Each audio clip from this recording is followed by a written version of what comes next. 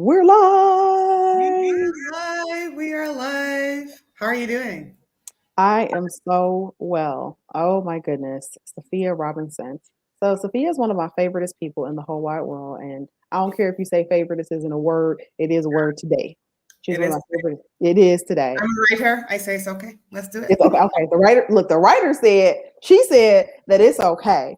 And when I Mhm. say Safiya Robinson is the writer's writer, I mean, she blogs, she helps people, she really extracts the story out of you. She has helped so many coaches to do their launch sequences and make sure that the words, not just the words, but that the intention is properly set and that the outcomes that you want are very succinctly communicated. And I am just so excited to have Safiya Robinson for this retreat this weekend. We have the vision, the gift, the power for visionary empaths. And so, if you are a female identified mission based business owner who cares about social justice, equity, and inclusion in the world, and that your business is not just a business, it's a ministry. And when I say that, I don't mean that lightly.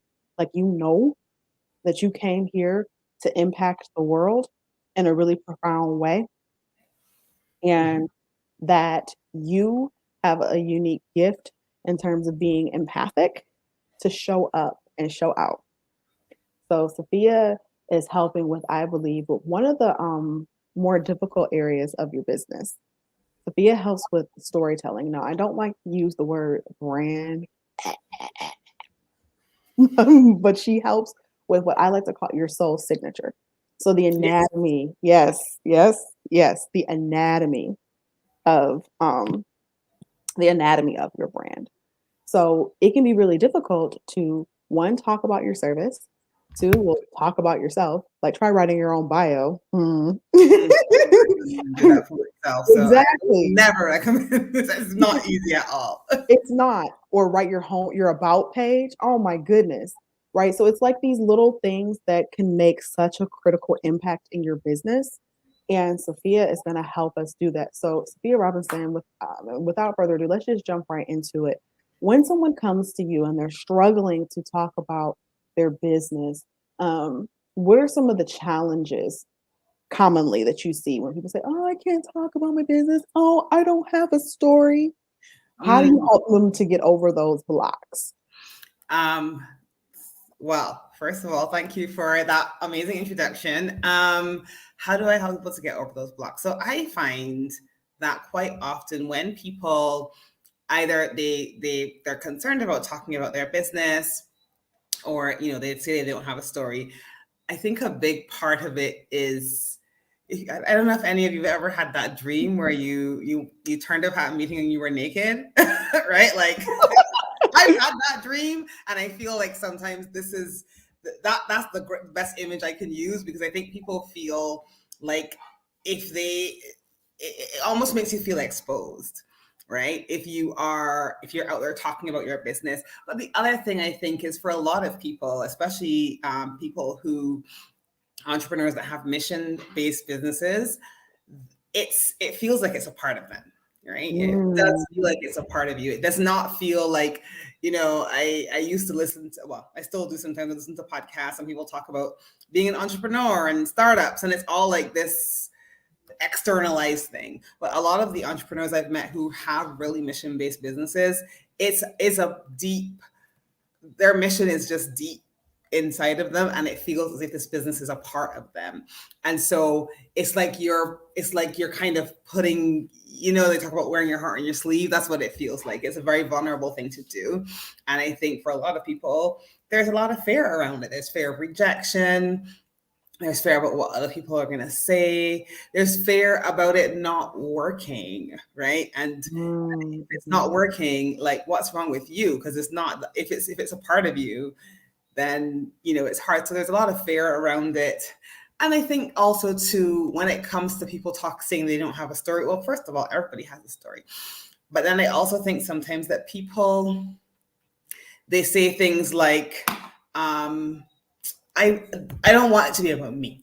I don't want the focus to be on me. I want the focus to be on the service. I want it to be about my client and my audience, right? Or it feels really vulnerable, or they just feel like people, nobody will be interested in hearing my story, because there's some people that think their story is boring in comparison to other people's stories. So there's so many, I've heard just a variety of reasons. People feel like it's not professional. People have shame around some of the things that are in their background. Like if you have had experiences that you feel a bit ashamed of, it's hard to imagine living your life out loud and telling your story out loud. So I hear so many varieties of any of those excuses from people.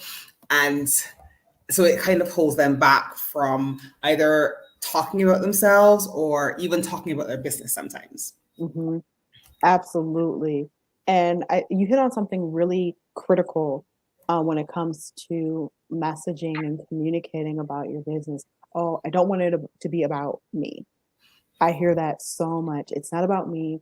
It's about the clients that I serve. And I totally get that. But here's the thing, what I've found is that if they don't know who you are, Mm-hmm. right, you're just talking about, this business that you offer, but there's no relationship, and people don't buy products or services.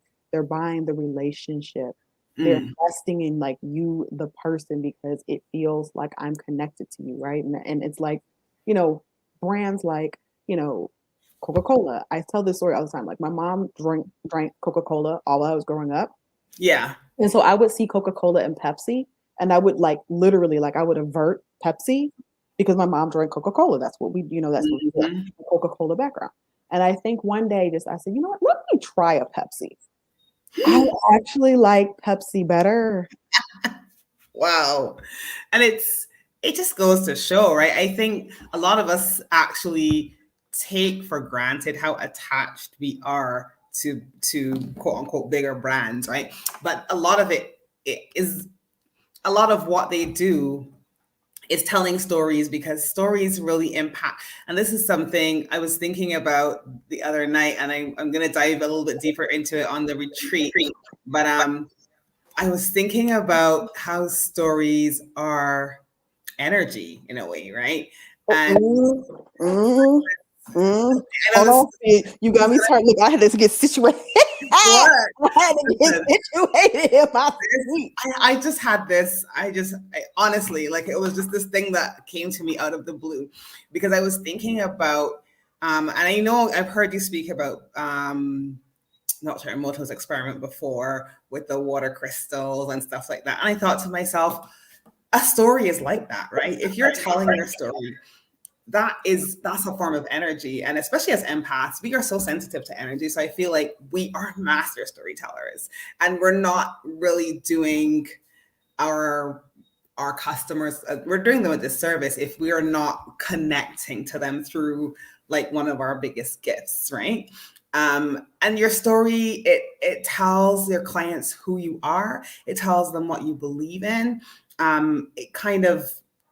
It connects, it builds trust and connection, right? If I know that, you talked earlier about Coca-Cola, that's a simple example, but like you have that connection to your mom. Mom drinks Coca-Cola, so that's what I'm gonna drink. And that may seem like a small example, but a lot of times the connections that we have to people are built through, the stories and that energy that's carried by the stories that we have. Right? So Yeah. I definitely think it's important. Safiya, I mean, listen, I'm gonna be looking at like stories in a whole new way now. Stories are energy, and they are. And I think as empaths, we also have the ability to like channel. So I think when we're conveying or we're speaking, we're looking for the words to incite a particular emotion. Yes. So I love that that's a gift that many empaths have, is that when you speak, people lean in. And you maybe have heard this, Safiya, that when you say something, when you speak, people get chills, like they get full body. Exactly. Chills.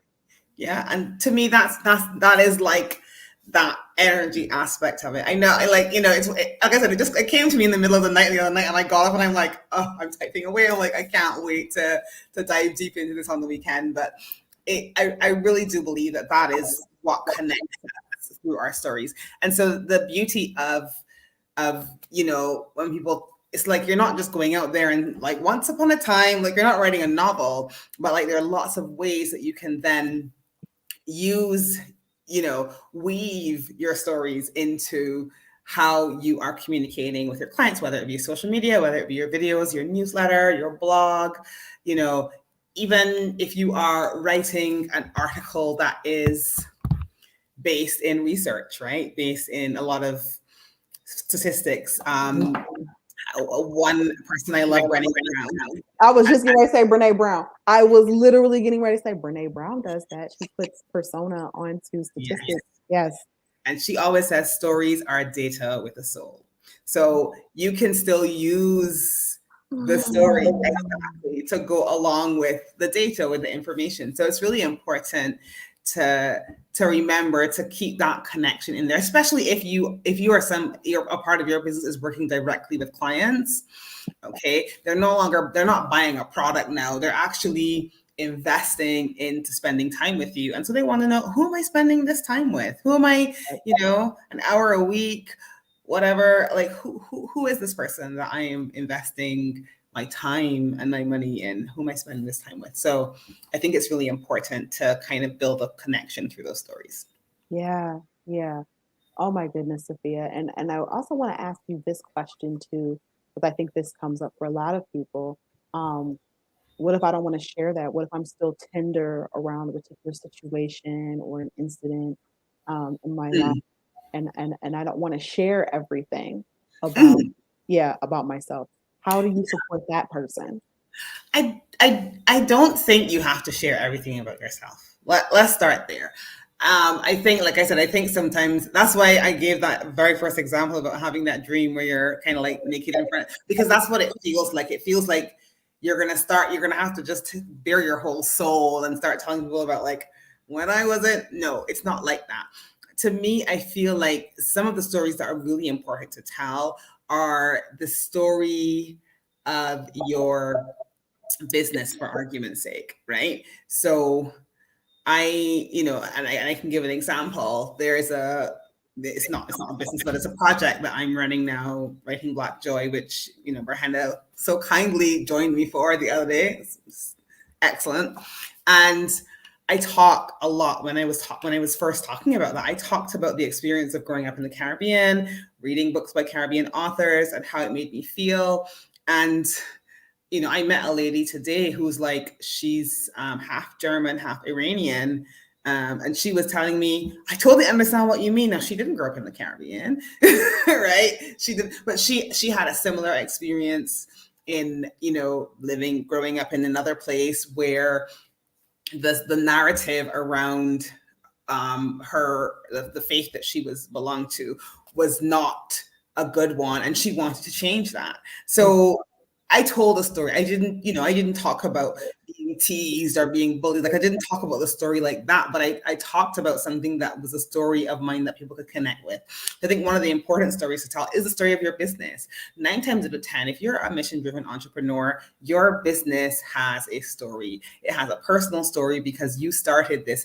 You may not want to go deep into it, right? Like, say you may be talking about domestic violence. I don't want to talk about my personal experience like deep into it, but you could say, I had personal experience with this, and this is why it's so important to me. And you can then kind of like bring other stories into it. So I don't think you have to, I don't recommend sharing beyond the point of your own level of comfort. Mm-hmm. I don't recommend putting it all out there just because somebody else is putting it out there. Look at what other people are doing, but remember that this is how people connect to you. It's different if you say, this business is important to me because X, Y, Z, versus saying 27% of blah, blah, like, that's, it's more personal. So I definitely don't think you need to tell those stories that you're not ready to tell. But I promise you that there is going to be a way to use your story in you talking about your business that in a way that feels comfortable to you. And obviously when I work with people, that's what we try to find. Oh my goodness. You are such a wealth of information, knowledge, and insight.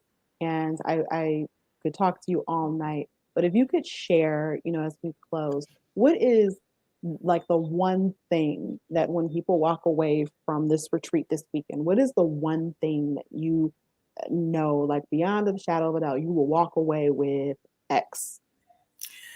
I think you will walk away with more of an understanding of how important your story is in your business, and hopefully a way to really powerfully share that.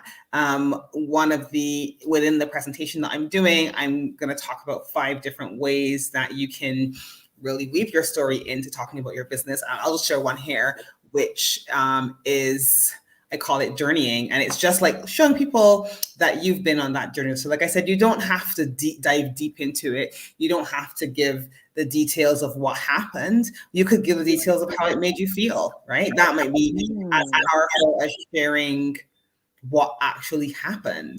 So I'm hoping that you will leave with the tools to really be confident in sharing your story with your audience as you're talking about your business, and some great, like I said, some tools that you can use and a real understanding of the importance of it. So I hope that with all the other things they're going to walk away with from all the other amazing speakers, I feel like should be worth it. Absolutely. It'll definitely be worth it, because I think, again, you gave us like a process to even begin to craft our story, and then how to weave it. And like you said, not even the story, like how it made you feel. Because one of the things that I share, at least with my one-on-one clients, is that it's not always about demographics. It's about also the emotiographics. So shout out to Ray, who's one of my coach besties.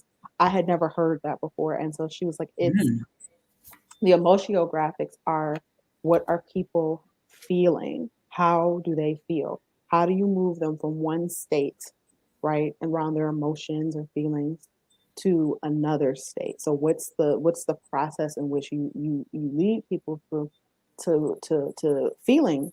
Yeah, and that transformation. Yeah, exactly. The thing I like to tell people all the time, like every story, every book you read, every person's post that you like, all stories are stories of transformation. There's transformation from one state to another. And so when you're telling the story, if you focus on the transformation, that will be very impactful, more so than the details of the nitty-gritty of it, right? If you focus on the transformation of, I went from disempowered to feeling confident, right? People can get on board with that, even if you don't delve into the deep details of it. So I don't necessarily, there are lots of ways to do it, and I'm looking forward to sharing that with the group. And I have some great sort of ways for people who are, different types of empaths to really tap into that as well. So I'm so looking forward to sharing. It's a new presentation, so I'm really looking. Oh, wow. Well, now I'm really super excited, because I love that you brought up, because there are 17 different types of empath. And one of the things that we're going to be talking about this weekend is not just only the different types, but the archetypes. So there's 7. Yeah, I've been doing some. Yes, I can't wait. Yes. Of the 7 archetypes that exist for empaths, and how to show up. And even in that, we'll be pulling out the story of how that has shown up. And then that's content, right? Because that's the other thing. We're like, well, what do you want to write about? Well, write about your empathic archetypes and how they've shown up, because I can guarantee you have a story around how that has shown up. And then there's going to be somebody else out there who sort of feels the same way. So, like, again, one example, I know we're kind of getting close to time, but when I was looking at the different types of empaths, and by the way, if you don't know them, Berhanda's website, if you go onto it, you can grab it, and it's really useful. But looking at the different types of empaths, and I'm like, you may be an animal empath, and so you might be telling stories about your pets, right? You may be sharing pictures of your pets, and how, after you have a long day, you go home, and this pet really makes you feel. And there's gonna be somebody else out there who's gonna be like, yeah, okay, I get that, I understand that. So again, it doesn't have to be like super personal stories, but when you are tapping into what that gift is for you, you're going to connect to somebody else that's similar, and that's the real beauty of using your stories. Well, fantastic. fantastic because there is so much potency in telling our stories. And what I really want to invite people into as well, you're going to be surrounded by a community. So when those tough, kind of icky things show up, you're going to be in a space with people that are going to hold you, that are going to mirror you, that are going to witness you, not judge you, amplify you. So you're going to get loved up on because we're going to be in such a tight knit community. You know, we're not, yes, Absolutely. so this is not a, you know, we're not having a large space. So please join us. Tag someone, tag an empath in this video. We're going to repost it, but tag an empath, empathic mission based business owner who you know has something amazing to offer this world. Maybe stuck, you know, because you can fall. You're not always inspired. You can be in business and you're not always like, oh, rah, rah, my business, yay, right? And especially, you know, going at, if you're a solopreneur, you can feel lonely and isolating. So I just want to encourage you to join us, join Safiya, myself. Um, Jennifer Covington is going to be there around marketing. We have Marion, who you are going to, if you don't know her, you're going to meet her tomorrow. Marion is amazing with mindset, especially when we talk about colonization. And Safiya and I talk about colonization like all All the the time. So I cannot wait to Yes, hear ma'am. about Yeah, organizing your yeah. money mindset. Actually, I sent my newsletter out today, and I talked about the retreat. I think a friend of mine who's on my mailing list, she was like, "Decolonizing your money mindset. I need to know about this." So Yes, that's going to be such a yes, good yes, presentation. yes. Sis is from the Philippines, and she talks about it, of course, from a global perspective. And I think sometimes, you know, we can kind of get in our silos and think like it's only impacted us. Like, no, that was um a global, Oh, yes, phenomenal. global phenomena that we're still feeling the impacts because we have countries that even though they're liberated, they're still territories. And so all of the oppressors' values and views over centuries and generations can seep down into our pores. Even the most resolved person, we're still dealing with that fallout and the way we treat ourselves and the way we treat each other. So Safiya and I, you know, obviously I'm here in the United States and Safiya is an island girl Perfect. in Correct. Barbados, right? And I think that's important for us to bond when we talk about the diaspora and instead of, you know, tearing each other apart, let's just be real. The colonizer did this to us. So we can't fall prey and, you know, into those trappings of being against each other. We have to be supportive of one another. But I think when we understand the psychology of it, Yes. we can, yes, it helps. Um, We can make different choices. But we've got healing on that Friday. So over the 3 days, we've got healing. So sound. Our friend Maggie is going to be doing. Yes, I know Mag. Yes, who doesn't love Maggie? So Maggie is going to do Reiki for us. We've got sound therapy and guided meditation, and then we also have dream planting from Jen, the Rainmaker, who hails from the Chichimeca people of Mexico. So the tradition, yes, of dream planting, or is in modern days we would call it reprogramming your subconscious mind. So there you have it. You get all of this. yes. Yes. You need Mhm. to join us. Yes, absolutely. So if you have any questions about it, DM me.